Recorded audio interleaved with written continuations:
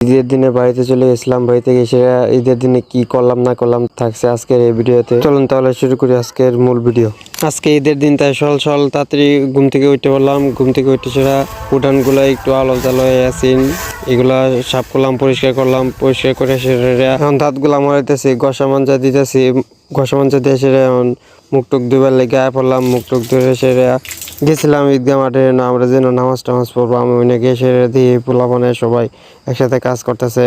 ভালো আসলো, বেশি ভালোগুলোর মতো পানি দিয়েছে, পানিগুলো দেয় সেরা ভালোগুলো যাতে না ওরে এটা লেগে ব্যবস্থা করতেছে। পরে গোসল টুসল করে রেডি হইলাম। রেডি হয়ে সেরা পাঞ্জাবি টাঞ্জাবি পরে সেরা এখন যাইতেছি ওই গুরুস্থান কবর জিয়ারত করার লাগিয়া। সবাই আমরা রেডি হয়ে আয়া পড়ছি। কবর জিয়ারত করা শেষ, এখন আমরা মাঠের উদ্দেশ্যে যাইতেছি সবাই একসাথে মিললা। এখন নামাজ পড়ার লাগিয়া আমরা মাঠও আইছি। আয়ের দিয়ে কত মুসল্লি আয় পড়ছে, আমিও আয় পড়লাম। এখনো সবাই আসে নাই, আস্তে আস্তে আরো মুসল্লিরা আসবো। আসলে একসাথে নামাজ পড়বাম। দাদু কুরআন ও হাদিসের আলোকে কিছু বয়ান করতেছেন, তাই বয়ে বয়ে শুনতেছি। এখন দাদু বলে দিতেছে যে ঈদের নামাজ কেমনে পড়ার লাগে, কয় তাকবীরে পড়তে হয়, তা সবকিছু বলে দিতেছে। এখন নামাজ পড়া শেষ। নামাজ শেষ করে আমাদের একটা ডুবার পার আছে, মানে সবাই গেছে, আমরা সবাই আড্ডা টাড্ডা দিই। নামাজ পড়ার পরে এনে যদি না যাই তাহলে মনে হয় যেন আমাদের ঈদটা সম্পন্ন হয়েছে না। এনে সবাই একসাথে আইলাম, কুশল বিনিময় করলাম। কুশল বিনিময় করে এখন সবাই একসাথে বাড়ির উদ্দেশ্যে যাইতেছি গা।